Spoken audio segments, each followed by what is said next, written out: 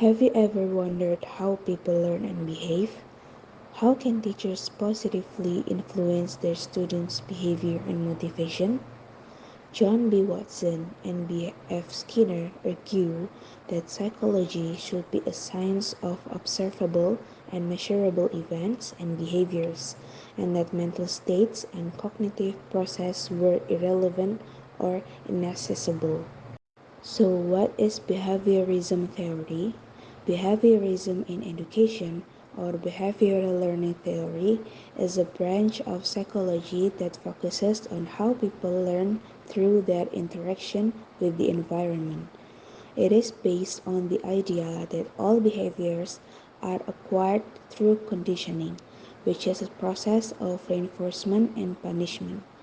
According to this theory, learning is a change in observable behavior that results from experience. For example, first, if a student gets praised for answering a question correctly, they are more likely to repeat that behavior in the future.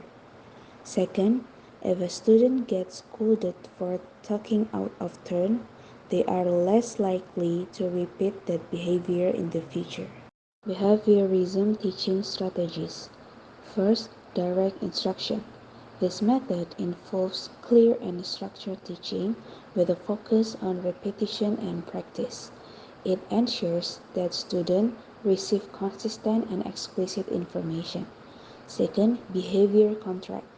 Behavior contracts outline specific goals and rewards for meeting them.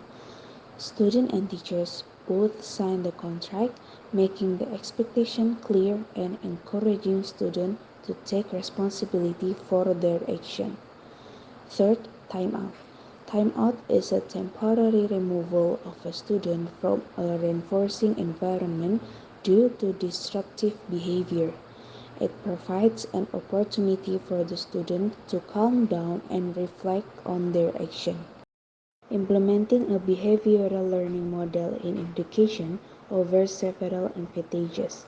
By focusing on observable behaviors, behaviorism provides a practical framework for effective teaching and learning. Working with a behavioral learning model can have several benefits for educators and students alike. Some of these benefits are: first, it provides a clear and objective way of measuring and evaluating students' performance and progress. Second, it allows teachers to tailor instruction and feedback according to each student's needs and abilities. Third, it motivates students to learn by rewarding them for their achievement and awards. Four, it helps students develop self-regulation skills by teaching them how to monitor and control their own behavior. While behaviorism has its advantages, there are also drawbacks to consider.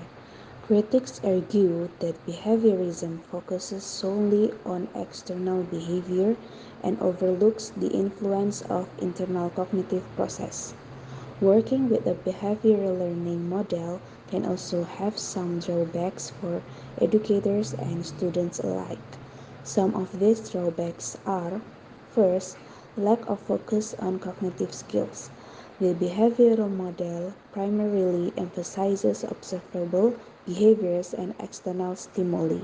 It may overlook the development of critical thinking, problem solving, and higher order cognitive skills, which are essential for long-term learning and academic success.